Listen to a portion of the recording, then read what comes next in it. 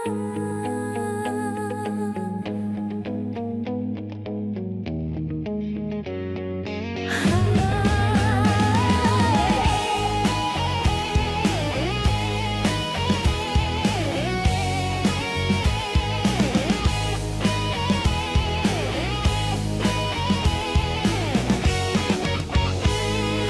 lên muôn lời ca, ta ca ngợi Chúa vì ôi danh người cao cả.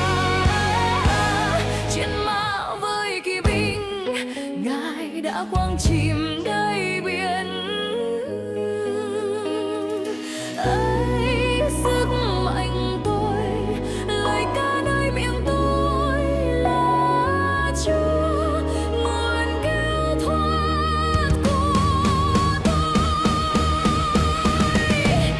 Hương lên muôn lời ca, ta ca ngợi Chúa vì ôi danh người cao cả.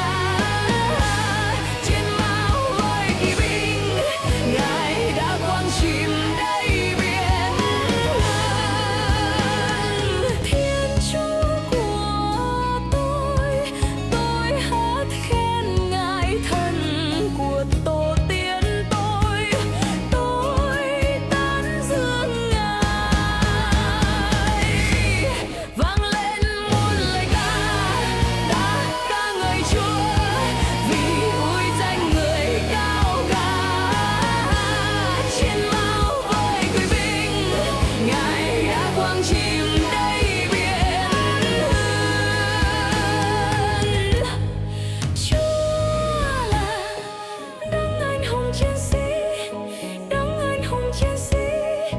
Danh Ngài là Đức Đức Chúa, là Đức Đức Chúa. Vang lên muôn lời ca, ta ca ngợi Chúa vì ôi danh người cao cả. Trên mã với kỳ binh, Ngài đã quang chìm đầy biển. Vang lên muôn lời ca, ta ca ngợi Chúa vì ôi danh người cao cả. Trên mã với kỳ binh, Ngài đã quang chìm đầy biển.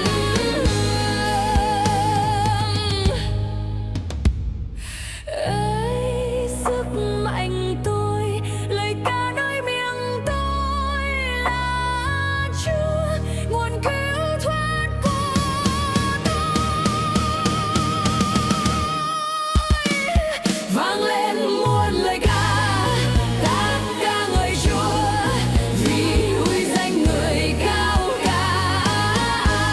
Trên mã với kỳ binh, Ngài đã quang chìm đầy biển. Thiên Chúa của tôi hát khen Ngài, thần của tổ tiên tôi tán dương Ngài. Vang lên muôn lời ca, ta ca ngợi Chúa vì ôi danh người cao cả. Trên mã với kỳ binh, Ngài đã quang chìm đầy biển. Chúa là đấng anh hùng chiến sĩ, đấng anh hùng chiến sĩ.